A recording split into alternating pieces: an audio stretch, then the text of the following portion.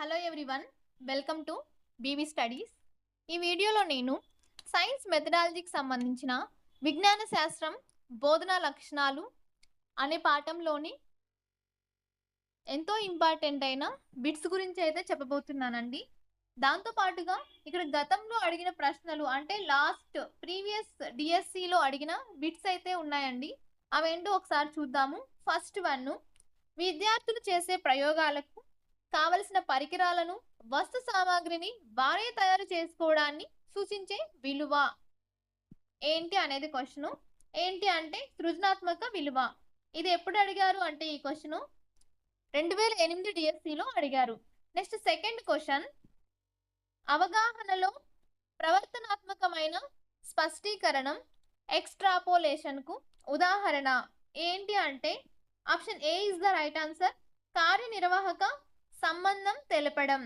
అంటే ఈ ఈ క్వశ్చన్ ఎప్పుడు అడిగారంటే 2008 డిఎస్సిలో అడిగారు.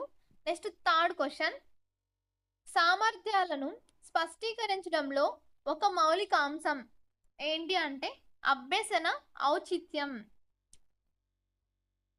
నెక్స్ట్ ఫోర్త్ క్వశ్చన్, మానసిక చలనాత్మక రంగంలోని లక్ష్యాల క్రమం అని అడిగారు. ఇది డిఎస్సి 26లో అడిగారు అనమాట. ఆప్షన్స్ చూద్దాము. మానసిక చలనాత్మక రంగంలో లక్ష్యాల క్రమం ఏంటి అంటే option A is the right answer.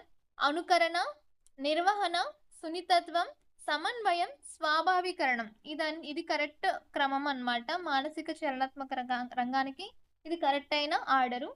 Next fifth question, ఇందులో ఒకటి మానసిక చలనాత్మక రంగంలోని లక్ష్యం ఏది అని అడిగారు. సి, పటాలు గీయడంలో నైపుణ్యం. నెక్స్ట్ సిక్స్త్ క్వశ్చన్, మన ప్రకృతి సంపదను వనరులను సద్వినియోగం చేసుకోవడం అనేది శాస్త్రపరంగా ఏ విలువలను పెంపొందిస్తుంది అనేది క్వశ్చన్. ఇది 2001 డిఎస్సిలో ఈ క్వశ్చన్ అయితే అడిగారండి. ఆన్సర్ వచ్చి ఉపయోగిత విలువ. నెక్స్ట్ సెవెంత్ క్వశ్చన్, విద్యార్థి గడించిన సామర్థ్యాలను సూచించేవి ఏవి అని అడిగారు. ఇవి డిఎస్సి 2001లో అడిగారు. 2001లో ఈ క్వశ్చన్ అయితే వచ్చింది. ఆప్షన్స్ చూద్దాము. స్పష్టీకరణలు is the right answer. Next eighth question, విజ్ఞాన శాస్త్రాన్ని ఇతర సబ్జెక్టులతో సహసంబంధం కలిగించడం అనేది ఏంటి అంటే మౌలికమైంది. ఈ క్వశ్చన్ ఎప్పుడు అడిగారంటే డిఎస్సి 2000లో అడిగారు. అంటే 2000 డిఎస్సిలో ఈ క్వశ్చన్ అయితే అడిగారు.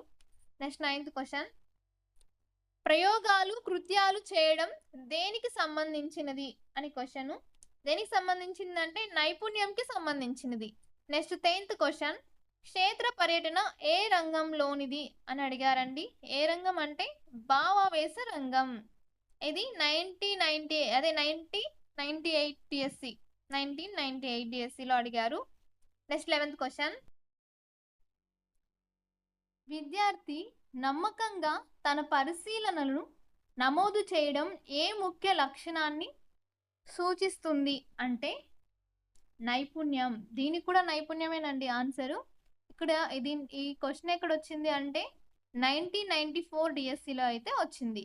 నెక్స్ట్ విజ్ఞాన శాస్త్రం బోధనా లక్షణాలకు సంబంధించి ప్రాక్టీస్ బిట్స్ అయితే చూద్దాము. విద్యా విషయక లక్ష్యాలను వర్గీకరించింది ఎవరు అని అడిగారు. ఫస్ట్ క్వశ్చన్ ఎవరు అంటే బ్లూమ్ అన్నమాట. విద్యా విషయక లక్ష్యాలను వర్గీకరించింది ఎవరు అంటే బ్లూమ్.